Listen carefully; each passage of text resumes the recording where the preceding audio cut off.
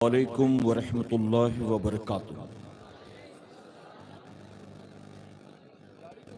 الحمدللہ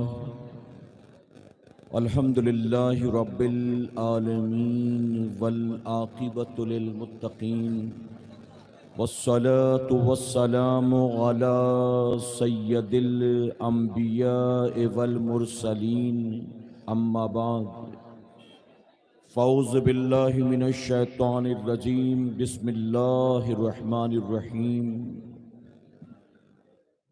وما ارسلناک الا رحمۃ للعالمین صدق اللہ مولانا العلی العظیم۔ باد توحید کے متوالو، شمع رسالت کے پروانوں، سبحان اللہ، غوث و خواجہ اور رضا کے چاہنے والوں، آئیے سب سے پہلے ہم اور آپ نہایت ہی ادب اور احترام کے ساتھ اپنے اور ساری کائنات کے مرکز عقیدت جناب محمد الرسول اللہ صلی اللہ تعالی علیہ وسلم کی صلی اللہ علیہ بارگاہ بے کس پناہ میں جس طرح سے میں آپ کو پڑھاؤں، میرے ساتھ مل کر پورا مجمع بآواز بلند ہدیہ غلامی درود و سلام کے انداز میں پیش کر لیں۔ پڑھیں الصلاۃ والسلام علیک یا رسول اللہ، الصلاۃ والسلام علیک یا رسول اللہ، الصلاۃ والسلام علیک یا حبیب اللہ،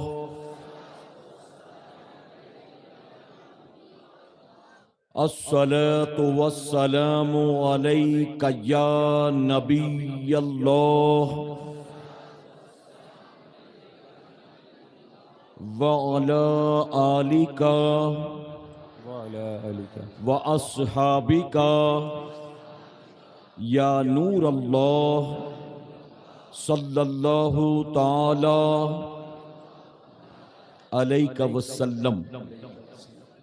رب کعبہ کی بارگاہ میں دعا ہے، مولا اپنے حبیب صاحب لولاک صلی اللہ تعالی علیہ وسلم کے صدق و طفیل ہم تمام حاضرین اور سامعین کو تو دم واپسی تک حق کہنے، حق سننے اور اپنے حق والے بندوں کے دامن سے وابستہ رہنے کی توفیق نصیب فرما۔ آمین آمین۔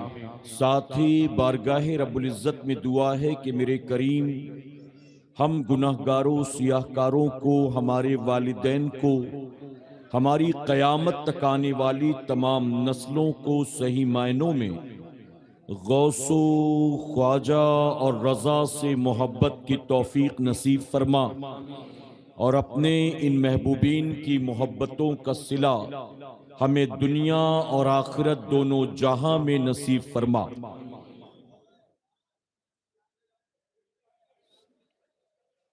لائی حیات آئی قضا لے چلی چلے، لائی حیات آئی قضا لے چلی چلے، اپنی خوشی نہ آئے نہ اپنی خوشی چلے، اور جگہ جی لگانے کی دنیا نہیں ہے، جگہ جی لگانے کی دنیا نہیں ہے، یہ عبرت کی جا ہے تماشا نہیں ہے۔ اور کسی نے بہت خوب کہا، آگاہ اپنی موت سے کوئی بشر نہیں، سبحان اللہ، آگاہ اپنی موت سے کوئی بشر نہیں، سامان 100 برس کا ہے پل کی خبر نہیں۔ پل کی خبر نہیں۔ میرے پیارے آقا علیہ الصلوۃ والتسلیم کے پیارے دیوانوں، اللہ رب العزت کا بے پناہ کرم اور احسان کہ اس نے ہمیں اور آپ کو آج کی شب اپنے ذکر پاک کی اس بابرکت محفل میں شرکت کی توفیق عطا کی۔ میرا کریم محفل کے سجانے والوں کا سجانا اور دور دراز سے ہمارا یہاں آنا قبول فرمائے۔ آمین آمین۔ یہ موقع زندگی میں بار بار آیا نہیں کرتے۔ میرے پیارے آقا علیہ الصلوۃ والتسلیم کے پیارے دیوانوں، بارش کی وجہ سے تھوڑا سا سیٹ اپ گڑبڑ ہو گیا ہے، اور یہی وجہ ہے کہ تمام لوگوں کو بیٹھنے کے لیے کرسیاں نہیں مل سکیں، اور انتظامیہ کی امید سے یا انتظامات سے زیادہ شاید لوگ محفل میں آ گئے ہیں۔ بہرحال آپ جہاں بھی موجود ہیں اطمینان و سکون کے ساتھ بیٹھے ہیں تو بیٹھ کر، کھڑے ہیں تو کھڑے کھڑے اللہ اور اس کے رسول صلی اللہ علیہ وسلم کے فرامین کو سننے کی، سمجھنے کی اور عمل کرنے کی کوشش کریں۔ یہ وہ بابرکت محفل ہے کہ جہاں 2-4 گھنٹے نہیں، اگر ایک لمحہ آنا بھی میرا کریم قبول کر لے تو کل قیامت میں وہی ایک لمحہ جنت کی ضمانت بن جائے گا۔ بے شک، سبحان اللہ۔ تو اللہ کا شکر ادا کریں کہ اللہ نے اس محفل پاک میں شرکت کی توفیق دی، کہ اس محفل میں شرکت کی وجہ سے ہم نے علماء کے خطابات بھی سنے، اور اپنی جماعت کے بڑے بڑے علماء اور حفاظ کرام کے چہروں کی زیارت کا بھی مولا نے شرف عطا کیا۔ میرے پیارے آقا کے پیردیوانوں، حدیث مبارکہ میں آتا ہے کہ جہاں پر 40 مسلمان موجود ہوں اور ان 40 میں سے کبھی کسی ایک نے بھی شرک نہ کیا ہو تو ان 40 میں ایک اللہ کا ولی ہوا کرتا ہے۔ سبحان اللہ۔ اگر کہیں 40 مسلمان ہوں اور 40 میں سے کسی ایک نے بھی کبھی اللہ کے ساتھ کسی کو شریک نہ کیا ہو تو میرے آقا صلی اللہ علیہ وسلم فرماتے ہیں کہ ان 40 میں ایک اللہ کا ولی ہوا کرتا ہے۔ اب یہاں پر 40 نہیں بلکہ 40 کے مقابلے کئی گنا زیادہ لوگ موجود ہیں، اور یقیناً اگر آپ سنی ہیں تو اللہ نے آپ کو شرک سے محفوظ رکھا ہوگا، اور اگر شرک سے بچے ہیں تو اس مجمع میں نہ جانے کہاں کہاں کون کون اللہ کا ولی موجود ہے ہم نہیں جانتے ہیں۔ تو نیکوں کی محفل میں شرکت کی وجہ سے ممکن ہے کہ قیامت میں اللہ ہم گناہگاروں کی بخشش فرما دے۔ سبحان اللہ۔ اگر تکلیف برداشت کرنی پڑے، کچھ دیر کھڑے رہنا پڑے، دھکا کھانا پڑے، کوئی بات نہیں ہے، تھوڑی تکلیفیں برداشت کر لیں۔ اللہ آج کی شب اس محفل میں تکلیف اگر آپ برداشت کرو گے، میرا کریم قیامت کی تکلیف سے آپ کو بچا لے گا۔ لیکن میرے پیارے آقا کے پیردیوانوں، آپ کھڑے کھڑے سنیں یہ اچھی بات ہے، لیکن آپ کی وجہ سے محفل میں بدنظمی نہ ہو، اس بات کا خیال رکھیں۔ بے شک۔ ورنہ کوئی ایک آتا ہے تو سارے دوڑنے لگتے ہیں، بھاگنے لگتے ہیں۔ اب آپ مجھے بتائیں، میں آپ سے ایک سوال پوچھتا ہوں، اگر میں تقریر کرتے کرتے اچانک یوں دیکھوں تو آپ سب کا ذہن اس طرف جائے گا کہ نہیں؟ جائے گا نا۔ اگر میں اکیلا دائیں بائیں یوں دیکھوں تو آپ سب کا ذہن بھی منتشر ہوگا۔ اب اگر میں تقریر کر رہا ہوں اور 10 12 15 آدمی ایک ساتھ یہاں وہاں دیکھیں تو کیا بیان کرنے والے اکیلے کو ڈسٹرب نہیں ہوگا؟ تو میرے پیارے آقا کے پیردیوانوں، چاہے وہ سید صاحب قبلہ ہوں، چاہے وہ امیر سنی دعوت اسلامی ہوں، وہ سب آج کی شب اس محفل میں شرکت کے لیے آپ کے گاؤں میں تشریف لائے بے ہوئے شک، ہیں۔ سبحان اللہ۔ تو ظاہر ہے کہ وہ آئیں گے، اطمینان سے آپ ان کی زیارت بھی کریں گے، ان کی گفتگو بھی سنیں گے۔ لیکن اگر بھاگنے لگے، دوڑنے لگے، دھکا مکی کرنے لگے تو ظاہر ہے کہ ہماری وجہ سے اگر کسی مسلمان بھائی کو تکلیف پہنچے گی تو قیامت کے دن ہمیں اور آپ کو اس کا جواب دینا پڑے گا۔ کسی بچے کو، کسی بوڑھے کو، کسی بیمار کو ہماری وجہ سے تکلیف پہنچی تو ظاہر ہے کہ اللہ کی بارگاہ میں قیامت میں اس کا حساب دینا پڑے گا۔ اس لیے خیال رکھیں، آنے والے مہمان آتے رہیں گے، ممبر پر تشریف لاتے رہیں گے، ترتیب وار آپ کے سامنے مائک پر آئیں گے، آپ ان کی گفتگو سنیں، چہرے کی زیارت بھی کریں، لیکن آپ کی وجہ سے پروگرام ڈسٹرب ہو ہرگز ایسا نہیں کریں گے کہ انشاءاللہ۔ اور میرے پیارے آقا علیہ الصلوۃ والتسلیم کے پیردیوانوں، اگر خوش عقیدہ سنی مسلمان ہیں تو صلاۃ و سلام تک شرکت کرنے کے بعد جائیں گے۔ ایسا نہیں ہے کہ قاری شریف صاحب کی نعت شریف ختم ہو گئی تو 15-20 آدمی نکل گئے، میرا بیان ختم ہو گیا تو 10-20 اور نکل گئے، سید صاحب کا بیان ختم ہو گیا تو 100-200 اور نکل گئے۔ آپ آئے ہیں تو اطمینان و سکون کے ساتھ آخر تک بیٹھے رہیں۔ میرے پیارے آقا کے پیردیوانوں، صلاۃ و سلام دے شریک ہوں اللہ موقع دے تو علماء سے مصافحہ بھی کریں بے شک۔ اور اس کے بعد آپ گھر جائیں گے کہ انشاءاللہ۔ دیکھیں میں تو پچھلے سال بھی آیا تھا، جو لوگ آئے تھے شاید انہیں یاد ہو، لیکن پچھلے سال سے لے کر اس سال کے درمیان ایک سال میں نہ جانے ہمارے کتنے ایسے ہیں جو دنیا سے رخصت ہو چکے ہوں گے۔ غلط تو نہیں کہہ رہا ہوں؟ نہ جانے ہمارے کتنے ایسے پڑوسی، گاؤں کے، جان پہچان کے، دوست احباب میں، رشتہ داروں میں، ہمارے اپنے خاندان کے نہ جانے کتنے ہیں جو سال بھر کے اندر دنیا سے رخصت ہو چکے۔ ہمیں بھی نہیں پتا اگلے سال بھی محفل تو ہوگی، علماء بھی آئیں گے، مجمع بھی ہوگا، لیکن ہمیں پھر موقع ملے گا کہ نہیں ملے گا ہم نہیں جانتے۔ جانتا ہے کوئی؟ یہ موقع زندگی میں بار بار آیا نہیں کرتے۔ اب بات نکلی تو میں آپ کو بتاؤں، میرے پیارے آقا کے پیروانوں، پوری دنیا میں 24 گھنٹے کے اندر 1.25 لاکھ انسان مرتے ہیں۔ ہر 24 گھنٹے میں ورلڈ وائڈ 1,25,000 موتیں ہوتی ہیں۔ اور ہمارے ملک کی اگر بات کی جائے تو اس وقت کورونا کے بعد ایک نئی رپورٹ آئی ہے، اور اس نئی رپورٹ کے مطابق اس وقت ہمارے ملک ہندوستان میں ہر 1 گھنٹے میں 40 سال سے کم عمر کے 4 لوگوں کو ہارٹ اٹیک ہو رہا ہے۔ اللہ اللہ اللہ۔ ورلڈ وائڈ 24 گھنٹے میں 1,25,000 موتیں، اور ہمارے ملک میں صرف ہارٹ اٹیک سے ہر 1 گھنٹے میں 4 آدمی، وہ بھی 40 سال سے کم عمر کے، انڈر 40 مر رہے ہیں۔ تو جتنی دیر سے آپ یہاں بیٹھے 1 گھنٹہ 2 گھنٹہ، ہمارے ملک میں 4 آدمی یا 8 آدمی یا 12 آدمی انتقال کر چکے ہیں۔ اب تک ہمارا نمبر نہیں لگا، یہ اللہ کا احسان ہے۔ اگلے 1 گھنٹے میں وہ 4 مرنے والے کون، اس کے بعد والے 1 گھنٹے میں 4 ہارٹ اٹیک آنے والے کون، ہم نہیں جانتے ہیں، یہ ہمارا پروردگار جانتا ہے۔ بے شک۔ تو اس لیے یہ موقع زندگی میں بار بار آیا نہیں کرتے۔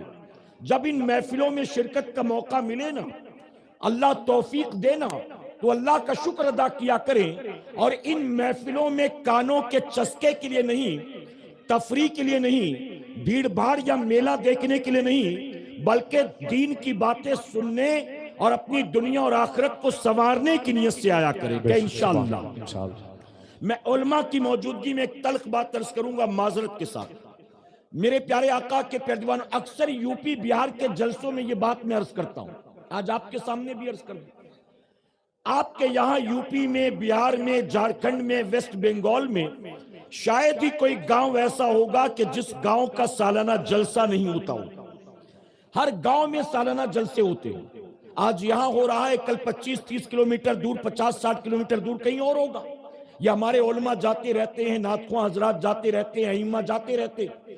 تو میرے پیارے آقا کے پیروانوں، کبھی کبھی کسی ایسے علاقے میں بھی جانے کا موقع ملتا ہے جہاں کمیٹی والے ہمیں بتاتے ہیں کہ حضرت ہمارے گاؤں کا یہ 32واں جلسہ ہے، اس کو ہمارے دادا نے شروع کیا تھا، دادا کے بعد پوری زندگی ابا کرتے رہے، ابا کے بعد اب ہم نے ذمہ داری سنبھالی ہے، اور پچھلے 18 سال سے ہم کر رہے ہیں، اس سے پہلے دادا، اس سے پہلے والد صاحب۔ میرے پیارے آقا کے پیروانوں، میں بہت معذرت کے ساتھ کہوں گا، ہمارے گاؤں میں، یو پی بہار میں جلسوں کی کوئی کمی نہیں ہے، لیکن جلسوں میں جانے کے بعد آنے والے مجمع کے حالات کو دیکھ کر مجبوراً یہ کہنا پڑتا ہے کہ جن گاؤں میں 10 20 25 30 سال سے جلسے ہو رہے ہیں، ان گاؤں کے جلسے میں آنے والے لوگوں کو اب تک یہ بھی تمیز نہیں ہے کہ اللہ اور اس کے رسول کے ذکر کی محفل میں ننگے سر نہیں آنا چاہیے، بلکہ اس محفل میں مؤدب ہو کر آنا چاہیے۔ بے شک، سبحان اللہ، سبحان اللہ۔ جلسوں کی کوئی کمی نہیں،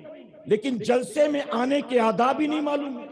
لوگ کانوں کے چسکے کے لیے آتے ہیں، لوگ چٹکلے سننے کے لیے آتے ہیں، لوگ انٹرٹینمنٹ کے لیے آتے ہیں، لوگ تفریح کی نیت سے آتے ہیں، لوگ اس کا نام سن کر آتے ہیں، اچھا وہ آ رہے ہیں تو چلو ہم بھی چلتے ہیں۔ میرے پیارے آقا کے پیروانوں، یاد رکھیں، میرے آقا فرماتے ہیں کہ جب کوئی مسلمان علم کی طلب میں اپنے گھر سے نکلتا ہے تو بظاہر تو زمین پر چلتا ہے، حقیقت میں وہ جنت کے راستوں میں سے ایک راستے پر چل رہا ہوتا ہے۔ سبحان اللہ، سبحان اللہ۔ آج آپ بظاہر تو اس گلی سے ہوتے ہوئے آئے، لیکن نیت اگر علم حاصل کرنے کی ہے تو آپ اپنے گاؤں کی گلی سے گزر کر نہیں آئے. نبی فرماتے ہیں کہ جنت کے راستے سے ہوتے ہوئے آئیں گے. اور میں نے پچھلے سال کہا تھا، مجھے یاد ہے، میرے آقا صلی اللہ علیہ وسلم نے ذکر کی محفل کو صرف ذکر کی محفل نہیں فرمایا. میرے نبی فرماتے ہیں کہ جہاں مسلمان جمع ہو کر اللہ کا ذکر چھیڑ دیتے ہیں، اللہ زمین کے اس ٹکڑے کو جنت کا باغ بنا دیتا ہے. سبحان اللہ سبحان اللہ. تو آپ جنت کے راستے سے ہوتے ہوئے جنت کے باغ میں آ کر بیٹھے ہوئے ہیں. بے شک کہاں بیٹھے ہیں؟ میرے پیارے آقا کے پیروانوں، تو اللہ کا شکر ادا کریں. ہم اس نبی کے ماننے والے، میں اکثر کہتا ہوں معذرت کے ساتھ، ہم اس نبی کے ماننے والے کوئی برا نہ مانے اور پرسنلی نہ لے، کسی کو ٹارگٹ نہیں کرنا. ہم اس نبی کے ماننے والے ہیں جو نبی دسترخوان پر کبھی ننگے سر نہیں بیٹھتے تھے، بے شک. جو نبی کبھی واش روم میں، ٹوائلٹ باتھ روم میں ننگے سر نہیں جاتے تھے، جو نبی بازاروں میں کبھی ننگے سر نہیں جاتے تھے، جو نبی کبھی میدان جنگ میں ننگے سر نہیں جاتے تھے. آج اسی نبی کا کلمہ پڑھنے والی قوم ان کے ذکر کی محفل میں ننگے سر آ کر بیٹھ جاتی ہے. اللہ. کوئی گٹکا کھا رہا ہوتا ہے، کوئی زردہ کھا رہا ہوتا ہے، کوئی ماوا رگڑ رہا ہوتا ہے. یہ پوزیشن.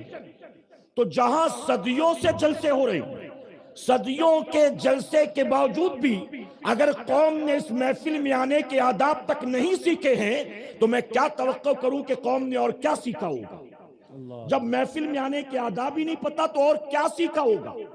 کبھی کبھی کہتا ہوں بیٹھ جائیں، لوگ نہیں سنتے. میں کہتا ہوں ان کو کھڑے رہنے دیں. جن کو اعلان سمجھ میں نہیں آتا ان کو بیان کیا خاک سمجھ میں آئے گا. ایک ریکویسٹ سمجھ میں نہیں آتی کہ بیٹھ جاؤ، شور مت کرو، دھکا مکی مت کرو. جب معمولی ریکویسٹ سمجھ میں نہیں آتی، لمبی چوڑی گفتگو کہاں سے سمجھ میں آئے گی؟ قرآن و حدیث کہاں سے سمجھ میں آئے گی؟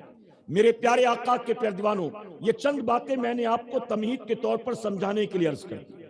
جب بھی کبھی ایسی محفل میں آئیں، اللہ کے گھر میں جائیں، دسترخوان پر کھانے کے لیے بیٹھیں، ٹوائلٹ باتھ روم میں جائیں، تو خیال رکھیں کہ سر کو ڈھانک کر رکھا کریں گے کہ انشاءاللہ. میرے پیارے آقا کے پیارے دیوانوں، اگر آپ امریکہ میں بیٹھے ہوتے، لندن میں بیٹھے ہوتے تو میں کہتا چلو یہاں کا ماحول نہیں ہے، بات سمجھ میں آتی ہے، یہاں کا مسلمان بھی جنٹل مین ہے، سوٹ بوٹ والا ہے. لیکن آپ تو ایسے علاقے میں رہتے ہیں جہاں مسلمانوں کی آبادی ہے، جہاں صبح شام 5 وقت اذان کی آواز سنائی دیتی ہے، جہاں پتہ چلتا ہے کہ رمضان شریف کا مہینہ چل رہا ہے، کہ ربیع الاول شریف کا مہینہ چل رہا ہے، جہاں پتہ چلتا ہے کہ آج کون سی رات ہے، آج کون سا دن ہے، اب کون سا مہینہ ہے، آج کون سی تاریخ ہے. اگر ایسے ماحول میں رہ کر بھی مسلمان قرآن و سنت پر عمل نہیں کرے گا تو آپ بتائیے اس ماحول سے دور جائے گا تو پھر اس کا انجام کیا ہوگا؟ جب اس ماحول میں بھی عمل کرنے کو تیار نہیں. میرے پیارے آقا کے پیارے دیوانوں، اب اگر ہر 1 گھنٹے میں، توجہ ہے نا آپ کی، ہر 1 گھنٹے میں 4 آدمی ہارٹ اٹیک سے مر رہے ہیں. آپ نے دیکھا ہوگا کئی لوگ ایسے ہیں شادی کے سٹیج پر ناچ رہے ہیں، ناچتے ناچتے ہارٹ اٹیک آ گیا. سوشل میڈیا پر دیکھا ہے، ہٹا کٹا جوان کسی جم کے اندر، ہیلتھ کلب کے اندر ویٹ لفٹنگ کر رہا ہے اور ویٹ لفٹنگ کرتے کرتے اس کو ہارٹ اٹیک آ گیا. گوگل پر سرچ کریں آپ. کرکٹ کے میدان میں کرکٹ کھیلتے کھیلتے بھاگتے بھاگتے ہارٹ اٹیک آ گیا. ایسے میں ہم کل بھی زندہ تھے، آج بھی زندہ ہیں. یہ بتائیے ہمارا کمال ہے کہ رب کا کرم ہے؟ کل بھی زندہ رہیں گے اس کی کوئی گارنٹی ہے؟ یاد رکھنا، دھڑکنیں تیری میری مرضی سے نہیں چلتی، مولا کی مرضی سے چلتی. بے شک سبحان اللہ. یہ سانسیں تیری میری مرضی سے نہیں چلتی، میرے رب کی مرضی سے چلتی. یہ جسم سے روح کا رشتہ ہماری مرضی سے نہیں جڑا، میرے مولا نے جوڑے رکھا. رات سونے والے ہر ایک کو اللہ صبح اٹھنے کی مہلت نہیں دیتا ہے، اور ہر صبح سو کر اٹھنے والے کو اللہ دوبارہ سونے کی مہلت نہیں دیتا ہے. وہ جو بیوی بچوں سے جدا ہو کر 4 پیسے کمانے کی غرض سے گھر سے نکلتے ہیں، وہ لوٹ کر بھی گھر آئیں گے اس کی کوئی گارنٹی نہیں ہے، اور جو گھر آ گیا پھر گھر سے نکل سکے گا اس کی کوئی گارنٹی نہیں ہے۔ تو اے سرکار مدینہ کے پیروانوں، اللہ کا شکر ادا کرے، یہ سانسیں چلانے والا میرا پروردگار ہے، یہ دل کو دھڑکانے والا میرا پروردگار ہے، یہ رگوں میں خون کو چلانے والا میرا پروردگار ہے، یہ جسم کے جوڑوں کو طاقت دینے والا میرا پروردگار ہے، یہ زبان کو بولنے کی، کان کو سننے کی، آنکھ کو دیکھنے کی صلاحیت دینے والا میرا پروردگار ہے۔ اب بتائیے جب اللہ نے ہمیں اتنی نعمتیں عطا کی ہیں تو اللہ کی نعمتوں کو پانے کے بعد ہمیں اللہ کی اطاعت کرنی چاہیے کہ اللہ کی بغاوت کرنی چاہیے؟ کیا کرنا چاہیے؟ لیکن معذرت کے ساتھ کہوں گا، ہم مسلمانوں کی پوزیشن جانتے ہو کیا ہے؟ آج کے مسلمانوں کا حال یہ ہے، ہم اللہ کو تو مانتے ہیں لیکن اللہ کی نہیں مانتے۔ ہم نے اللہ کی وحدانیت کا اعلان کیا ہے، اللہ کے سوا کوئی عبادت کے لائق نہیں، خالق ہے تو وہ، مالک ہے تو وہ، رازق ہے تو وہ، زندگی موت پر قدرت رکھنے والا ہے تو وہ، عزت و ذلت دینے والا ہے تو وہ۔ ہم نے اللہ کا کلمہ پڑھا، اس کی وحدانیت کا اقرار کیا، ہم اللہ کو تو مانتے ہیں، اللہ کی نہیں مانتے۔ میرے پیارے آقا کے پیروانوں، جب ساری نعمتیں ہم مانتے ہیں کہ اللہ نے ہمیں دی ہے، کس نے دیا ہے؟ اللہ۔ کسی ایکس وائی زیڈ نے نہیں۔ جو اللہ کو مانتے ہیں انہیں بھی نعمت دینے والا اللہ، جو اللہ کو نہیں مانتے انہیں بھی سب کچھ کھلانے پلانے والا دینے والا کون ہے؟ اللہ۔ اللہ کے خلیل سیدنا ابراہیم علیہ السلام، آپ کی عادت تھی، ابراہیم علیہ السلام نے پوری زندگی کبھی بنا مہمان کے کھانا نہیں کھایا۔ آپ جب بھی کھانے کے لیے بیٹھتے کسی نہ کسی کو دعوت دیتے، ساتھ بٹھا کر کھلاتے۔ کتابوں میں آتا ہے کبھی کوئی مہمان گھر نہ آتا تو تلاش کرنے کے لیے اپنے ملک کی سرحد تک پہنچ جاتے تھے، کسی مسافر کو ڈھونڈ کر لاتے۔ ایک مرتبہ ابراہیم علیہ السلام ایک شخص کو ڈھونڈ کر لے کر آئے، آپ نے کہا میری دعوت قبول کر، چل میرے ساتھ کھانا کھا، میں اکیلے نہیں کھاتا، چل تو مجھے کمپنی دے۔ وہ مسافر آپ کے ساتھ آ گیا، آپ نے ہاتھ دھلایا، دسترخوان پر بٹھایا، سامنے اللہ کی نعمتیں رکھی۔ اب اس مسافر نے جیسے ہی پہلا لقمہ اٹھایا اپنے منہ میں رکھنا چاہتا تھا، اللہ کے خلیل نے اس کا ہاتھ پکڑ لیا۔ مسافر نے کہا ہاتھ کو کیوں پکڑا؟ ابراہیم علیہ السلام فرماتے ہیں جس رب کی دی نعمتیں کھانے جا رہا ہے، کم سے کم کھانے سے پہلے اس کا نام تو لے لے، کم سے کم بسم اللہ تو پڑھ لے۔ اب بتائیے ہم میں کتنے ہیں جو بسم اللہ پڑھ کر کھاتے ہیں، کتنے ہیں جو بسم اللہ پڑھ کر پیتے ہیں؟ ابراہیم علیہ السلام نے فرمایا بسم اللہ تو پڑھ۔ اس مسافر نے لقمہ رکھ دیا برتن میں، اس نے کہا ابراہیم مجھے نہیں پتا تھا کہ تو نے اس کے لیے بلایا، اگر پتا ہوتا کہ اس کے لیے بلایا تو میں آتا ہی نہیں۔ میں تیرے رب کا نام کیوں لوں؟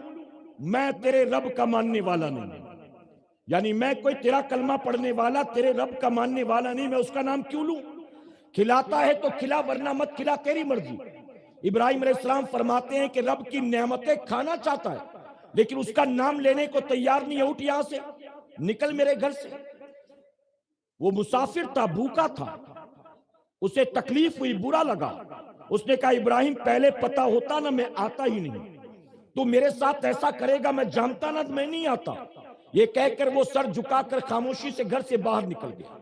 ابھی وہ چند قدم گیا تھا، تمام فرشتوں کے سردار جبرائیل علیہ السلام حاضر ہوئے، اللہ کے خلیل سے سلام کیا، اور سلام کرنے کے بعد عرض کرتے ہیں اللہ کے نبی، اللہ فرماتا ہے کہ ابراہیم سے پوچھو اس میرے بھوکے بندے کو ابراہیم نے کھانا کیوں نہیں کھانے دیا؟ ابراہیم علیہ السلام فرماتے جبرائیل تو نے دیکھا نہیں، وہ اللہ کی نعمت کھانا چاہتا ہے لیکن اللہ کا نام لینے سے اسے تکلیف ہے، جو اللہ کا نام نہیں لے گا میں اس کو کھانے نہیں دوں گا، اسی لیے میں نے اس کو نہیں کھلایا۔ جبرائیل علیہ السلام عرض کرتے ہیں ابراہیم سے پوچھو، اللہ فرماتا ہے آج تک میرے اس بندے نے جو کھایا پیا ہے وہ کس کا دیا کھایا پیا ہے؟ آج تک جو کھایا پیا کس کا دیا کھایا پیا؟ ابراہیم علیہ السلام فرماتے یقیناً میرے رب کا دیا ہوا کھایا پیا ہے، اس کے سوا رزاق کوئی نہیں ہے، تو اللہ فرماتا ابراہیم سے کہو بندہ جب پیدا ہوا تب سے لے کر آج تک اس نے میرا کبھی نام نہیں لیا، لیکن میں نے روزی کو بند نہ کیا، میں نے پانی کو بند نہ کیا، اس نے آج تک کبھی میرا نام نہیں لیا، لیکن پھر بھی میں اس کو کھلاتا پلاتا رہا۔ آج تیرے سامنے ایک بار میرا نام نہیں لیا تو تو نے اس کو کھانے سے منع کر دیا۔ ابراہیم سے کہو جائے اس کو منائے اور منا کر اس کو بلا کر لائے اور کھانا کھلائے، وہ میرا نام لے نہ لے لیکن اس کو کھلائے بلا کر۔ ابراہیم سے کہو۔ ابراہیم علیہ السلام نے سنا، بھاگ کر گئے، اس آدمی سے کہتے چل چل کر کھانا کھا لے، وہ کہتا میں نہیں آتا۔ ابراہیم علیہ السلام فرماتے ہیں کہ تو کھا لے گا تو بہت اچھا ہوگا، جو ناراضگی ہوئی اس کو چھوڑ دے، مجھ سے جو کچھ ہوا اس کو بھول جا، چل چل کر کھانا کر دے۔ اس نے کہا ابراہیم میں تو تیرے رب کا نام نہیں لیتا، اس کے باوجود تو مجھے اصرار کر کے بلاتا ہے، آخر میرے پیچھے پیچھے بھاگ کر آیا اور مجھے پھر دوبارہ لے جاتا ہے، وجہ کیا ہے؟ ابراہیم علیہ السلام فرماتے ہیں کہ دراصل جب تو میرے گھر سے بھوکا نکلا تھا، اللہ نے جبرائیل کو بھیجا اور جبرائیل کے ذریعے مجھے حکم دیا گیا میرا بندہ میرا نام لے نہ لے پھر بھی اس کو بلا اور کھانا کھلا، میں اسی لیے تجھے بلانے کے لیے آیا ہوں۔ اب جانتے ہو جب بندے نے یہ سنا تو کیا کہتا ہے؟ کہتا ابراہیم اگر تیرا رب واقعی ایسا ہے میں اس کا نام لینے کو تیار نہیں، پھر بھی وہ کہتا ہے کہ کھلا پلا۔ اگر ابراہیم واقعی تیرا رب ایسا ہے تو کھانا بعد میں کھاؤں گا، سب سے پہلے تیرے رب کا کلمہ پڑھوں گا۔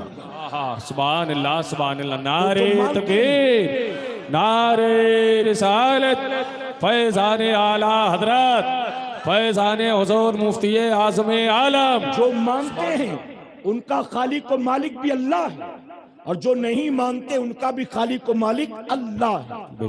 تو ساری نعمتیں ہمیں کس نے عطا کی؟ اور بلند آواز سے کہیں، کسی کو کوئی ڈاؤٹ تو نہیں؟ ساری نعمتیں دینے والا اللہ۔ جو کچھ ہمارے پاس ہے، جو کچھ مل چکا، جو ملنے والا ہے، یہ سب کچھ ہمیں ہمارے کریم رب نے عطا فرمایا۔ سبحان اللہ۔ میرے پیارے آقا کے پیروانوں، اللہ کے پیارے محبوب صلی اللہ علیہ وسلم فرماتے ہیں اللہ قیامت میں تم سے اپنی نعمتوں کا حساب لے گا۔ اللہ نے جو کچھ دیا ہے آپ نے تسلیم کیا کہ یہ سب کچھ دینے والا اللہ، تو سب کچھ دینے کے بعد اللہ قیامت میں ہم سے ان نعمتوں کا حساب لے گا۔ اور جانتے ہیں کیسے حساب لے گا؟ میرے آقا صلی اللہ علیہ وسلم فرماتے ہیں تم پانی کو ضائع مت کرو، تم جو پانی استعمال کرتے ہو اللہ قیامت میں تم سے پانی کے قطرے کا حساب لینے والا۔ بلکہ ایک مقام پر میرے نبی نے یہاں تک فرمایا اگر تم سمندر کے کنارے وضو کرتے ہو، سمندر ہے وہاں وضو کرتے ہو تو بھی پانی کو ضائع مت کرو، نبی فرماتے اللہ تم سے قیامت میں اس پانی کا بھی حساب لے گا۔ اب ذرا بتاؤ میری قوم کے جوانوں، جب قیامت میں اللہ پانی کا حساب لے گا کیا ہماری جوانی کا حساب نہیں لے گا؟ کیا ہماری 40 50 60 سالہ زندگانی کا حساب نہیں لے گا؟ جو کچھ اللہ نے دیا ہے، جس پر اکڑتے ہو، جس کی وجہ سے بڑے بنے پھرتے ہو، جس کی وجہ سے لوگ عزت کرتے ہیں، جس کی وجہ سے آپ کو عہدے مل گئے ہیں، جس کی وجہ سے لوگ آپ کے آگے پیچھے گھومتے ہیں، یقین جانو مسلمانوں یہ سب کچھ اللہ نے عطا کیا ہے۔ اور جو کچھ بھی اللہ نے عطا کیا ہے اللہ نے ہم کو دیا ہے، مالک ہم نہیں ہیں، مالک میرا پروردگار ہے۔ ہمیں نعمتیں رب نے دے دی، یہ اس کا کرم اور احسان ہے، ہم مالک نہیں ہیں، مالک دینے والا اللہ ہے۔ اور قیامت میں اللہ ہم سے اپنی ایک ایک نعمت کا حساب لینے والا۔ میں ایک مثال دیتا ہوں آپ کو۔ ایک شوہر اپنی بیوی کو گھر خرچ کے لیے مہینے کے 8-10 ہزار روپے دیتا ہے، تو بیوی کو گھر خرچ کے لیے جو پیسے سے حساب لیتا ہے کہ نہیں لیتا ہے؟ کالج جانے والے بیٹے بیٹی کو اگر ماں باپ پاکٹ منی دیتے ہیں تو کیا بتائیے ماں باپ بچوں سے پیسے کا حساب لیتے ہیں کہ نہیں لیتے ہیں؟ اگر ایک مالک دکان کے کاؤنٹر پر نوکر کو بٹھاتا ہے اور کہتا ہے میں 10 دن کے لیے باہر جا رہا ہوں، میری غیر موجودگی میں دکان کا، دھندے کا، مال کا، پیسے کا خیال رکھنا، 10 دن کے بعد واپس آؤں گا تو حساب لوں گا۔ اب مالک نوکر کے بھروسے دکان چھوڑ کر 10 دن کے لیے چلا گیا ٹور پر۔ اب نوکر جس کی تنخواہ 8,000 کاؤنٹر پر بیٹھا پہلی بار، جب گلے پر بیٹھا دیکھا پہلے دن 32,000 کا گلہ ہوا، دوسرے دن 58,000 کا گلہ ہوا، تیسرے دن اتوار کا دن تھا 85,000 کا گلہ ہوا۔ اب وہ نوکر بیٹھے بیٹھے دیکھ رہا میری تنخواہ تو 8,000، لیکن سیٹ تو روزانہ اتنا کما رہا ہے، پہلے دن 32، دوسرے دن 62، چوتھے دن 80۔ اب اس کے دل میں لالچ پیدا ہوئی۔ اب اس نے کیا کیا؟ اس نے 200 روپے نکال کر جیب میں رکھ لیے، چوتھے دن اس نے پھر 500 روپے نکال لیے، چھٹے دن اس نے 1000 روپے نکال لیے۔ اب بتائیے ہر روز وہ کچھ نہ کچھ گلے میں سے چوری کر رہا ہے۔ اب 8 دن ہو گئے، 9 دن ہو گئے، اب 10واں دن ہے۔ اسے پتا ہے کہ کل صبح مالک واپس آنے والا ہے، اور جب مالک واپس آئے گا تو مال کا بھی حساب لے گا، دکان کا بھی حساب لے گا، گلے کا بھی حساب لے گا۔ اگرچہ اس نے چوری اس طرح سے کی ہے کہ اس کو خبر نہ چلے، لیکن پھر بھی دل میں کھٹکا ہوگا کہ نہیں ہوگا؟ میں نے جو چوری کی ہے اگر سیٹ کو پتا چل گیا تو کیا ہوگا؟ رسوائی بھی ہوگی، نوکری بھی جائے گی، تنخواہ جو میری باقی ہے وہ بھی نہیں ملے گی، الٹا مجھے ہو سکتا ہے جیب سے پیسے بھر کر بھی دینے پڑے۔ اب جیسے جیسے مالک کے آنے کا وقت قریب آئے گا اس نوکر کے دل کی دھڑکنیں تیز ہوتی چلی جائیں گی۔ اب کلئی کھلنے والی ہے، اب چوری پکڑی جانے والی ہے، اب میری بے عزتی ہونے والی ہے۔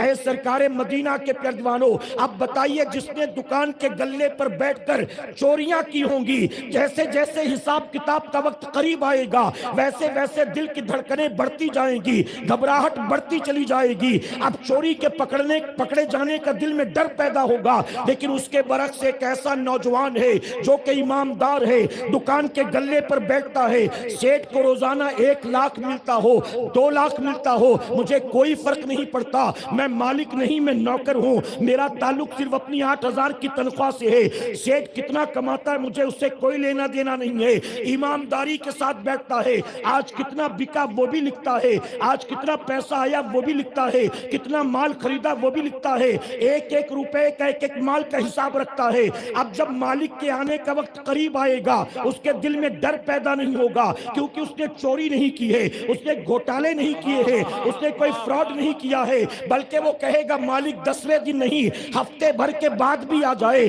دوپہر کے 2 بجے نہیں، رات کے 2 بجے بھی میرا دروازہ کھٹکھٹائے اور مجھ سے حساب مانگے، میں حساب دینے کے لیے تیار ہوں، کیونکہ میں نے چوری نہیں کی ہے، میں نے بغاوت نہیں کی ہے۔ اے سرکار مدینہ کے پیروانوں، یہی حال ہمارا اور آپ کا ہے۔ اللہ تبارک تعالیٰ نے ہمیں زمین پر بھیجا، ہمیں 40 50 60 سالہ زندگی دی، اللہ نے خوبصورت چہرہ دیا، اللہ نے ہاتھ پیر میں طاقت دی، اللہ نے مال و دولت دیا، اللہ نے عزت و نام دیا، لیکن زمین پر آنے کے بعد ہم نے گھوٹالے کیے، اللہ کی نافرمانی کی، ہم نے اللہ سے بغاوت کی، اور یہی وجہ کہ جیسے جیسے داڑھی سفید ہوتی ہے، جیسے جیسے جوڑوں میں درد پیدا ہوتا ہے، جیسے جیسے عمر بڑھتی چلی جاتی ہے اور موت قریب آتی چلی جاتی ہے، دل کی دھڑکنیں تیز ہو جاتی ہیں، موت کا ڈر دل میں پیدا ہو جاتا ہے، اس کی وجہ کہ مریں گے تو کلئی کھل جائے گی، مریں گے تو زندگی بھر کے گناہوں سے پردہ اٹھ جائے گا، مریں گے تو رب کی بارگاہ میں زندگی بھر کا حساب کتاب دینا پڑے گا، اور پھر نتیجہ کیا ہوگا؟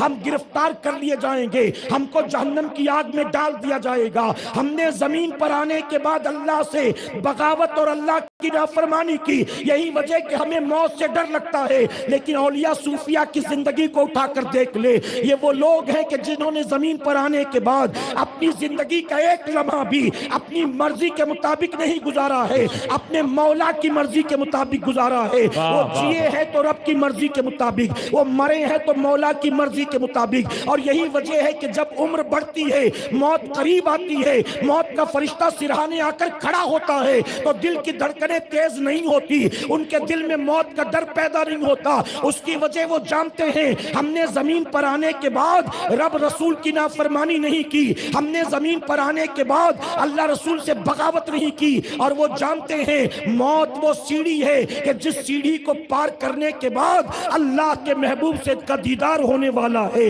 بن دیکھے زمین پر جن پر ہم درود و سلام پڑھتے چلے آئے تھے، اب مرنے کے بعد ان کے رخ زیبا کی زیارت ہونے والی ہے۔ اے مسلمانوں، یہی وجہ ہے وہ موت سے نہیں ڈرتے، ہر وقت موت کو سینے سے لگانے کے لیے تیار رہتے ہیں، اور ہماری پوزیشن یہ ہے اگر کسی کو تیسرا اٹیک بھی آ جائے اور سرہانے بیٹھ کر کوئی عیادت کرنے والا کہے اللہ فضل فرمائے، اللہ ایمان پر خاتمہ عطا کرے، اللہ آپ کے لیے آسانی فرمائے، تو وہ یہ دعائیں پسند نہیں کرتا، وہ چاہتا ہے کہ آنے والے مجھے زندگی کی دعا دیں، شفا کی دعا دیں، صحت کی دعا دیں، عمر بے برکت کی دعا دیں۔ جو بستر مرگ پر ہے، پاؤں جس کے قبر میں لٹکے ہیں، وہ بھی موت کی تمنا نہیں کرتا۔ اس کی وجہ کیا ہے؟ اسے پتا ہے زمین پر آنے کے بعد ہم نے اللہ رسول کی نافرمانی کی ہے، جیسے ہی جسم سے روح کا رشتہ ٹوٹے گا، عذاب کا سلسلہ شروع ہو جائے گا، مصیبتوں پریشانیوں کا سلسلہ شروع ہو جائے گا۔ اے سرکار مدینہ کے پیروانوں، جب آپ سب یہ مانتے ہو ہمیں جو کچھ ملا ہے سب اللہ ہی نے عطا کیا ہے، تو اللہ کی نعمتوں کو پانے کے بعد، صبح شام اللہ کی نعمتوں کو کھانے پینے کے بعد، اللہ کی نعمتوں کو پہننے اوڑھنے بچھانے کے بعد اللہ کی نافرمانی کیسے کرتے ہو؟ اللہ اللہ، میرے آقا صلی اللہ علیہ وسلم نے فرمایا کل قیامت کے دن ہر کسی سے 5 سوال ہوگا، اور جب تک ان 5 سوالوں کا جواب نہ دے لے اپنی جگہ سے پاؤں ٹس سے مس کرنے کی اجازت نہیں ہوگی۔ ہر کسی سے، یہ نہیں فرمایا علماء سے، امیروں سے، پڑھے لکھوں سے نہیں، ہر کسی سے 5 سوال کیا جائے گا، اور جب تک 5 سوالوں کا جواب نہ دے لے اپنی جگہ سے 1 انچ بھی پاؤں کو ہلانے کی اجازت نہیں ہوگی۔ اب جانتے ہیں وہ 5 سوال کیا ہوں گے؟ سب سے پہلا سوال ہوگا، بتا اپنی زندگی کو تو نے کن کاموں میں گزارا تھا؟ ہم نے تجھے جو زندگی دی تھی، تو نے ہماری دی زندگی کو کن کاموں میں گزارا تھا، بتا۔ اب بتائیے ہمارے پاس کتنے لوگ ہیں جن کے پاس اس سوال کا جواب موجود ہوگا؟ میرے پیارے آقا کے پیروانوں، بہت معذرت کے ساتھ ایک تلخ بات عرض کرنا چاہتا ہوں۔ آج دنیا میں قوم مسلم کے جو حالات ہیں، میں پرٹیکولر کسی کنٹری کا نام نہیں لیتا، کسی شہر کا نام نہیں لیتا، لیکن میں آپ کو صرف اتنا بتانا چاہتا ہوں کہ پوری دنیا میں امت مسلمہ کے جو حالات ہیں، ان حالات کو، تصویروں کو، ویڈیوز کو جب سوشل میڈیا پر دیکھتے ہو تو دل پر ہاتھ رکھ کر جواب دو۔ دیکھنے کے بعد اپنی قوم کے بچوں کے حالات، اپنی بیٹیوں کے، ماؤں کے، بہنوں کے حالات، اپنے بھائیوں کے حالات دیکھ کر تمہیں تکلیف ہوتی ہے کہ نہیں ہوتی؟ بتائیں۔ بس یہ 14-15 آدمی کو تکلیف ہوتی ہے، باقی کو کوئی ٹینشن نہیں ہے، خاموش بیٹھے، بات سمجھ میں نہیں آ رہی۔ میرے پیارے آقا کے پیروانوں، پوری دنیا میں جب کسی مسلمان پر ظلم ہوتا ہے، جب کسی مسلمان کی آبرو لوٹی جاتی ہے، جب کسی مسلمان کے گھر کو تباہ برباد کیا جاتا ہے، جب کسی کی گود اجاڑی جاتی ہے، جب کسی بیٹی کو بیوہ بنایا جاتا ہے، جب کسی سہاگن کو ابھاگن کر دیا جاتا ہے، جب کسی ماں باپ سے بڑھاپے کا سہارا جوان بیٹے کی شکل میں چھین لیا جاتا ہے، جب ہنستے کھیلتے گھروں پر بمباریاں ہوتی ہیں، تو کیا بتاؤ یہ مناظر دیکھنے کے بعد تمہیں تکلیف ہوتی ہے کہ نہیں ہوتی؟ ہوتی۔ لوگ کہتے ہوتی ہے، میں کہتا ہوں مسلمانوں، اگر تم کہتے ہو واقعی تکلیف ہوتی ہے تو پوری دنیا میں قوم مسلم کے حالات کو دیکھ کر تمہیں تکلیف ہوتی ہے، لیکن اس تکلیف کے بدلے تم کرتے کیا ہو؟ یہ سب کچھ دیکھ کر بھی مسلمانوں کی شادیوں میں آج بھی ڈی جے بج رہا ہے، اللہ، مسلمان کے بارات میں آج بھی پٹاخے پھوٹ رہے ہیں، آج بھی جوتا چرائی ہو رہی ہے، آج بھی جگہ کے نام پر گھر کی بوڑھیاں، بہویں، بیٹیاں ناچ رہی ہیں۔ کیا سیکھا آپ نے؟ قوم کہتی ہے یہودیوں کے پروڈکٹ کا بائیکاٹ کرو، عیسائیوں کے پروڈکٹ کا بائیکاٹ کرو، اس کمپنی کا مال مت لو، اس کمپنی کا مال مت لو۔ ہم کہتے وہ قوم مسلم کے حالات کو دیکھ کر یہود و نصارہ کے پروڈکٹ کے بائیکاٹ کی بات کرتی ہے۔ ارے جس چیز کا اللہ اور اس کے رسول صلی اللہ علیہ وسلم نے 1450 سال پہلے بائیکاٹ کر دیا، جب آج کا مسلمان ان چیزوں کا بائیکاٹ کرنے کے لیے تیار نہیں ہے، تو بتائیے کیا یہودیوں عیسائیوں کی کمپنیوں کے مال کا بائیکاٹ یہ قوم کر سکے گی؟ کیا اللہ اور اس کے رسول صلی اللہ علیہ وسلم نے شراب کو حرام قرار نہیں دیا؟ تم بچتے ہو؟ کیا تم نے بائیکاٹ کیا اس کا؟ ارے وہ صحابہ جن کے باپ دادا پردادا سب کے سب شرابی تھے، جن کی گھٹی میں شراب ملا ہوا تھا، جنہوں نے شراب کے ماحول میں آنکھیں کھولی تھی، شراب کے ماحول میں پلے بڑے تھے، وہ جب حضور اکرم صلی اللہ علیہ وسلم کے ہاتھوں پر کلمہ پڑھ کر مسلمان ہوئے اور پھر اللہ رب العزت نے شراب کی حرمت کی آیات کو نازل کیا، جب میرے نبی نے حکم دیا شراب آج سے حرام ہے، تو جن کی گھٹی میں شراب ملا ہوا تھا، جانتے ان مسلمانوں نے کیا کیا؟ انہوں نے صرف شراب پینے سے توبہ نہیں کی، آج کے بعد نہیں پیئیں گے، چلو اب آیات نازل ہو گئی، آج کے بعد کبھی نہیں شراب پیئیں گے۔ حدیث مبارکہ میں موجود ہے کہ جن کی گھٹی میں شراب ملا تھا، جن کے باپ دادا پردادا شراب پیتے تھے، جن کے دسترخوان پر ہر وقت شراب موجود رہتی تھی، جو ایک ایک لقمہ شراب کے گھونٹ کے ذریعے حلق کے نیچے اتارتے تھے، جب شراب کو منع کر دیا گیا تو انہوں نے صرف شراب کو نہیں چھوڑا ہے، ان کے گھر میں جو شراب بھرا پڑا تھا وہ بھی نکال کر پھینک دیا، جن پیالوں میں پیتے آئے تھے ان پیالوں کو نکال کر پھینک دیا، جن برتنوں میں بھر بھر کر رکھتے تھے ان برتنوں کو نکال کر پھینک دیا۔ لوگوں نے کہا شریعت نے اجازت دی ہے، برتن کو دھو کر پاک کر سکتے ہو، پیالوں کو پاک کر سکتے ہو، ان ڈرموں کو پاک کر سکتے ہو، ان کو پھینکنے کی ضرورت نہیں ہے، شراب پھینک دو، برتن کو پاک کر لو۔ انہوں نے کہا نہیں، ہم نے کئی سالوں تک اس میں شراب رکھا ہے، شراب پیا ہے، اب شراب کو حرام قرار دے دیا گیا، اب اگر گھر میں یہ برتن ہوگا، گھر میں یہ پیالہ ہوگا، کبھی نہ کبھی شیطان دل میں وسوسہ ڈالے گا، پھر دل للچائے گا شراب پینے کے لیے، اس لیے اسے نکال کر گھر سے باہر پھینک دیا۔ آپ ذرا سوچیں، جن کی گھٹی میں شراب ملا تھا، جب اللہ اور اس کے رسول نے حرام قرار دے دیا، کس طرح سے انہوں نے بائیکاٹ کیا ہے کہ شراب کے برتنوں کو نکال کر گھر سے باہر پھینک دیا۔ کیا مسلمانوں تم نہیں جانتے ہو شراب حرام ہے؟ پھر بھی مسلمانوں کی آبادی میں جا کر دیکھو شراب پینے والے موجود ہیں کہ نہیں ہیں؟ بتائیے ہے کہ نہیں؟ اپنے گاؤں میں رہتے ہیں تو شراب پیتے ہیں، بمبئی کلکتہ دلی بنگلور پہنچ جاتے ہیں تو چرس بھی پینے لگتے ہیں۔ اللہ اللہ اللہ، M D, Corex, whitener, button, heroin, brown sugar, پتہ نہیں کیا کیا۔ سرکار مدینہ کے پیاردیوانوں مجھے بتائیں، علماء موجود، امام حسین کا یزید پلیت کے ساتھ جھگڑا پراپرٹی کو لے کر تھا، زمین جائیداد کا تھا، بینک بیلنس کا تھا، امام حسین اپنا سب کچھ لے کر ظالم کے مقابلے میں آئے، کیوں؟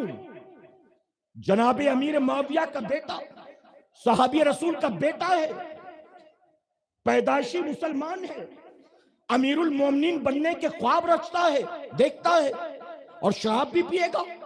امام حسین مقابلے میں آگے، میں نانا کی شریعت سے کھلواڑ کرنے والے کو برداشت نہیں کر سکتا ہوں۔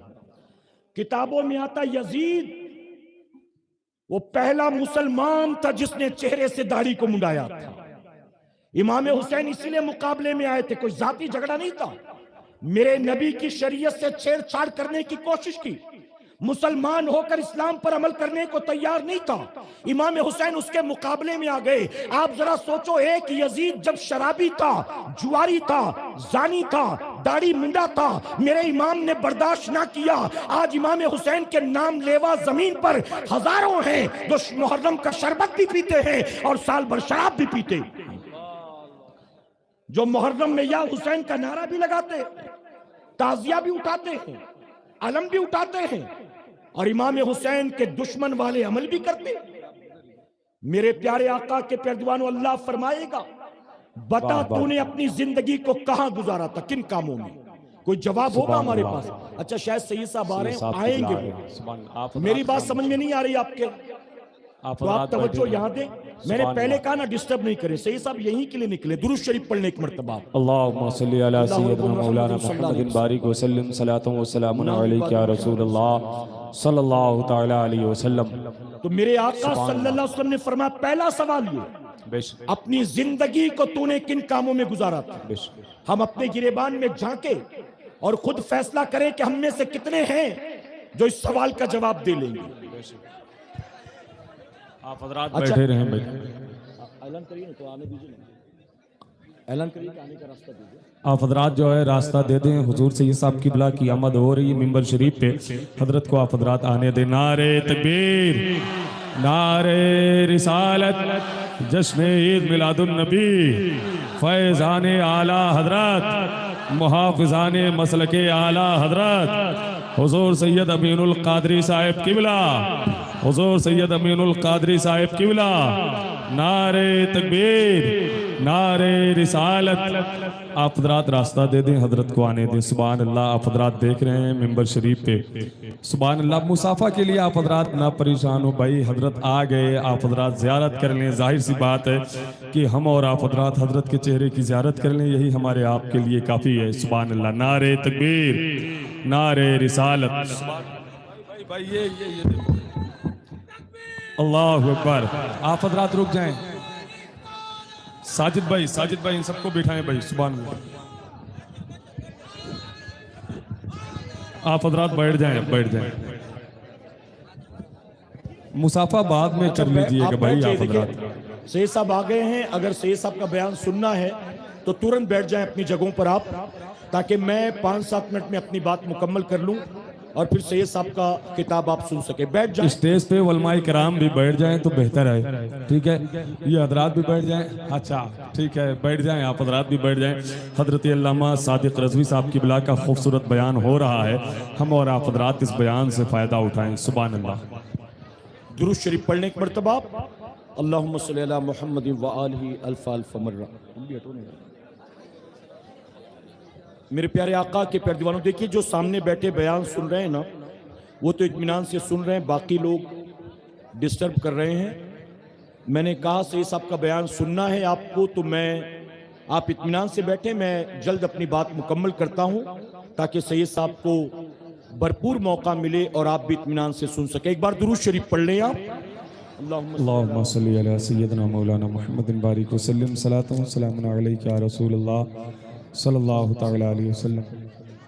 تو میرے پیارے آقا علیہ الصلوۃ والتسلیم کے پیارے دیوانوں، میں عرض کر رہا تھا کہ سب سے پہلا سوال یہ ہوگا کہ بتا اپنی زندگی کو تو نے کن کاموں میں گزارا تھا۔ تو ہم میں سے کتنے ہیں جن کے پاس اس سوال کا جواب ہوگا؟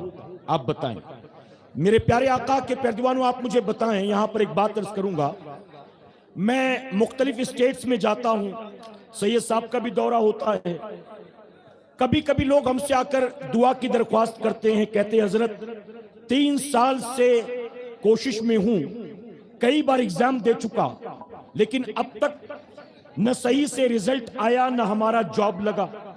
میں پوچھتا ہوں ان سے کہ کس چیز کا آپ نے ایگزام دیا ہے؟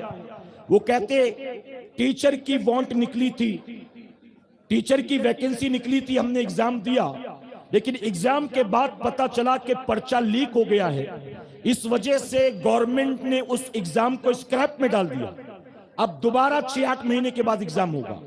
ایسا ہوتا ہے کہ نہیں ہوتا؟ بتائیے۔ اگر پرچہ لیک ہو جائے کسی ایگزام کا تو پھر وہ ایگزام کوئی معنی نہیں رکھتا ہے، گورنمنٹ دوبارہ ایگزام کراتی ہے، ایسا ہوتا ہے نا؟ میرے پیارے آقا کے پیارے دیوانوں، دنیا کی کسی نوکری کا پرچہ لیک ہو جائے تو گورنمنٹ اس پورے ایگزام کو، لوگوں نے جو محنت کی تھی، تیاریاں کی تھی، کوششیں کی تھی، سب کو اسکریپ کر دیتی اور کہتے ہیں اب دوبارہ 6-8 مہینے کے بعد ایگزام ہوگا۔ لیکن قربان رحمت للعالمین آقا صلی اللہ علیہ وسلم کی عظمت پر کہ 1450 سال پہلے میرے نبی نے ہمیں قبر کے اندر جو سوالات ہوں گے اس کا پرچہ عطا کر دیا ہے۔ قبر میں کتنے سوال ہوں گے؟ جی قبر میں 3 سوال ہوں گے۔ کتنے ہوں گے؟ تو میرے نبی نے 1450 سال پہلے پرچہ ہمیں دے دیا، لیکن یہ بات اور ہے کہ ہم نے کوئی تیاری نہیں کی۔ قیامت میں 5 سوال ہوں گے، نبی نے 1450 سال پہلے پرچہ دے دیا، لیکن ان کی تیاریاں تو دور کی بات، ہمیں تو پتہ ہی نہیں کہ سوال کیا ہونا۔ تو پہلا سوال ہوگا بتا تو نے اپنی زندگی کو کن کاموں میں گزارا تھا۔ اس کے بعد دوسرا سوال ہوگا بتا تو نے اپنی جوانی کو کن کاموں میں گزارا تھا۔ اب بتائیے، جوانی بھی اسی زندگی کا حصہ ہے نا، لیکن زندگی کے سوال کے بعد جوانی کو اسپیشلی پوچھا گیا۔ کیوں؟ اچھا خاموش ہو جائیں آپ۔ جوانی کے لیے اسپیشلی پوچھا گیا، کیوں؟ اس کی وجہ کہ بہت سے لوگ جوانی میں تو عیاشی کرتے ہیں، نافرمانی کرتے ہیں، گناہ کرتے ہیں، اور عبادت کے لیے، نمازوں کے لیے، داڑھی کے لیے، کرتے پیجامے کے لیے بڑھاپے کا انتظار کرتے ہیں کہ جب بوڑھے ہو جائیں گے تو داڑھی رکھیں گے، بوڑھے ہو جائیں گے تو نمازی بن جائیں گے، تو اللہ فرمائے گا بتا تو نے جوانی کو کن کاموں میں گزارا تھا؟ اب میرے سامنے جہاں تک نظر پڑ رہی ہے اکا دکا بزرگوں کے علاوہ جوان ہی جوان موجود۔ اب ہم میں کتنے جوان ہیں جو قیامت میں اس سوال کا جواب دے لیں گے کہ ہم نے جوانی کو کہاں گزارا تھا؟ اسی لیے میں کہتا ہوں میرے بھائی، اللہ کا ہم جیسے گناہگاروں پر بے پناہ کرم اور احسان ہو گیا۔ اللہ نے جوانی سے پہلے ہی تحریک سنی دعوت اسلامی کے دامن سے وابستہ کر دیا۔ ہم جوان ہوئے تو تحریک کی آغوش میں جوان ہوئے ہیں۔ قیامت میں اللہ فرمائے گا بتا اپنی جوانی کو تو نے کہاں گزارا تھا؟ ہم رب کی بارگاہ میں عرض کریں گے مولا ہم تو دنیا میں تیری زمین پر بھٹک بھٹک کر تیرے بندوں کو جمع کرتے تھے، اور جوانی کی راتوں میں تیرے بندوں کو جمع کر کے کبھی تیرے حبیب پر درود و سلام پڑھایا کرتے تھے، کبھی تیرے حبیب کا فرمان سنایا کرتے تھے، کبھی تیرے حبیب کی سنتیں سکھایا کرتے تھے۔ اے اللہ ہم نے جوانی تیری نافرمانی میں نہیں گزاری ہے، ہم نے جوانی تیرے دین کی نوکری میں گزارا۔ لیکن وہ جو رات بھر پب جی کھیلتا ہے، وہ جو رات بھر یوٹیوب پر گندی گندی فلمیں دیکھتا ہے، وہ جو رات بھر لوڈو کھیلتا ہے، وہ جو رات بھر فیس بک پر واٹس ایپ پر چیٹنگ کرتا ہے، وہ جو اسی سرچ میں لگا کہ کون سی گندی ننگی تصویر مل جائے، ویڈیو مل جائے، اپنے دوست کے ساتھ شیئر کروں۔ ارے تو نے یہ ایپ ڈاؤن لوڈ کیا کہ نہیں؟ تو نے یہ فلم کا گانا سنا کہ نہیں؟ تو نے یہ سین دیکھا کہ نہیں؟ تو نے اس ہیروئن کا ویڈیو دیکھا کہ نہیں؟ آپ ذرا سوچے جو جوانی کی راتوں کو اللہ رسول کی نافرمانی میں گزارتے ہیں، کل قیامت کے دن جب سوال ہوگا بتا تو نے اپنی جوانی کو کن کاموں میں گزارا تھا، تو ان کے پاس کوئی جواب بن پڑے گا؟ اس لیے جوانی کو پاک کر لے کہ انشاءاللہ۔ میرے پیارے آقا کے پیارے دیوانوں، یہ جوانی صرف عمر کا ایک حصہ نہیں ہے، بلکہ میرے نبی نے فرمایا جوانی بڑھاپے سے پہلے اللہ کی نعمت ہے، اللہ کی نعمت ہے یہ جوانی۔ اس نعمت کو دینے والے رب کی نافرمانی میں مت گزارو، دینے والے رب کی بغاوت میں مت گزارو، اللہ کا شکر ادا کرو۔ اپنی جوانیوں کو شیطان کے وسوسات سے، حرام و ناجائز کاموں سے، زنا کے اڈوں سے، شراب کے بازاروں سے بچانے کی کوشش کرو۔ اپنی جوانی کو اتنا پیور کر لو، اتنا پاکیزہ کر لو کہ قیامت میں جب سوال ہو بتا تو نے جوانی کہاں گزارا تھا، تو شرمندگی نہ اٹھانی پڑے بلکہ عرض کر دے مولا ہم نے جوانی تیرے سجدوں میں گزارا تھا، قرآن کی تلاوت میں گزارا تھا۔ میرے پیارے آقا کے پیارے دیوانوں، پھر تیسرا سوال ہوگا، میں تیزی سے اپنی بات مکمل کر رہا ہوں۔ تیسرا سوال ہوگا بتا مال کہاں سے کمایا تھا، حلال کمایا تھا کہ حرام کمایا تھا، دھندے جائز تھے کہ ناجائز تھے، غبن کیا تھا، جھوٹ بولا تھا، ملاوٹ کی تھی، کم ناپا تھا، کم تولا تھا، پٹی دار کے مال پر قبضہ کیا تھا، چھوٹے بھائی بہنوں کا حق مار لیا تھا، کھیت کھلیان پر دکان مکان پر قبضہ کر لیا تھا، ابا کے انتقال کے بعد پورا بینک بیلنس اپنے نام ٹرانسفر کر لیا تھا، بتا تو نے یہ مال کہاں سے کمایا تھا؟ ایسے میں اے سرکار مدینہ کے پیروانوں ہمارے پاس حلال کا ہے تو جواب بن پڑے گا، اور اگر ہمارے پاس حرام کا ہے، ٹھگی کا ہے، چوری کا ہے، کم ناپنے کم تولنے کا ہے، غبن کا ہے، فراڈ کا ہے، تو بتاؤ جواب کہاں سے دے سکو؟ پھر چوتھا سوال ہوگا مال کو کن کاموں میں خرچ کیا تھا؟ اللہ کے گھر میں، مدرسوں پر، دین کی راہ میں، یتیموں پر، بیواؤں پر، غریبوں پر، کمزوروں پر، بیماروں پر، اپنے غریب بھائی بہنوں پر کہاں خرچ کیا تھا؟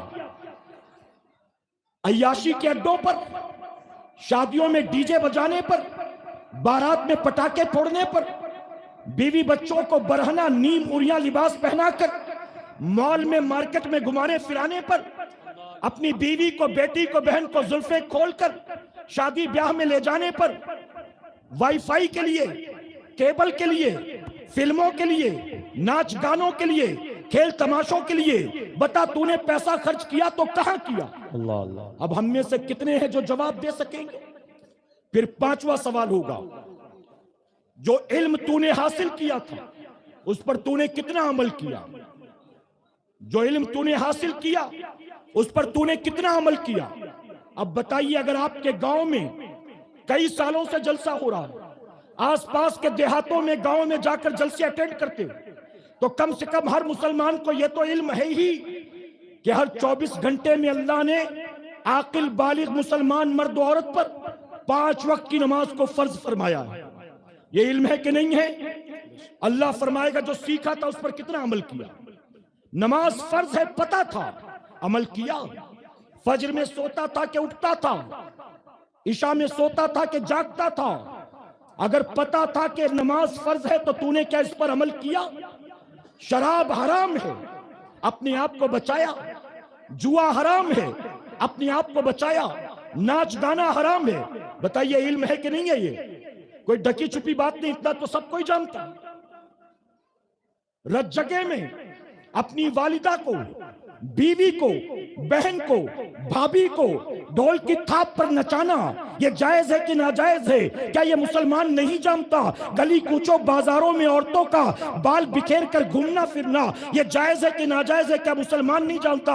بلکہ میرے پیارے آقا کے پیروانوں، میں بہت ذمہ داری کے ساتھ علماء کی موجودگی میں ایک بات کہنا چاہوں گا۔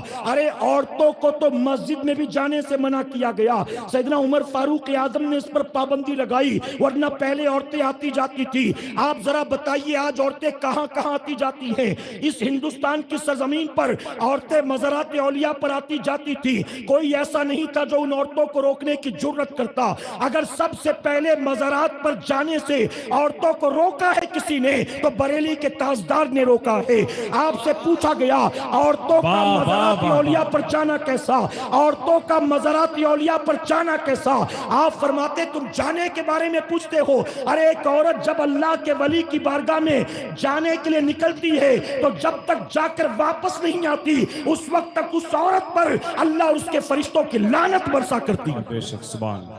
اور فرماتے مزار پر پہنچ جائے تو صاحب مزار کی لعنت اس پر، گھر سے نکلتی ہے تو شیاطین گھیر لیتے، اور فرماتے ہیں جب مزار پر جا کر گھر لوٹتی ہے تو اللہ کی لعنتیں ساتھ لے کر لوٹتی ہیں۔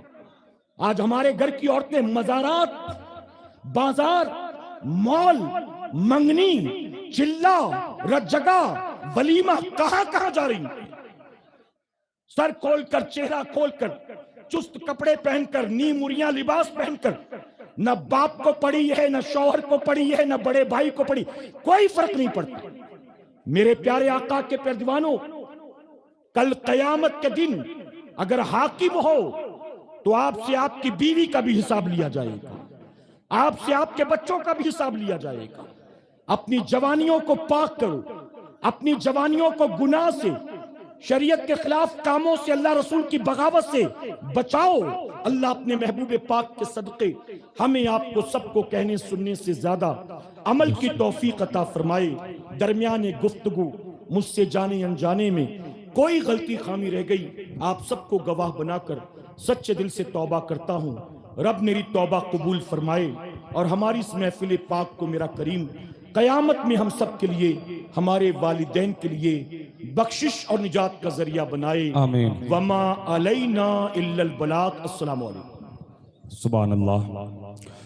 حضرات، ہم اور آپ نے ایک اچھے خطیب سے ملاقات کی اور معلوماتی گفتگو کو سماعت کیا۔ دعا کریں رب قدیر کی بارگاہ میں کہ مولا تبارک و تعالی ہم سب کو اس پر عمل کرنے کی توفیق و رفیق عطا فرمائے۔ دیکھا آپ نے تھوڑی دیر پہلے منبر رسول پر اولاد مولائے کائنات حضور سیدی آقائی مولائی حضور سید امین القادری صاحب کی بلا کی آمد ہوئی ہے۔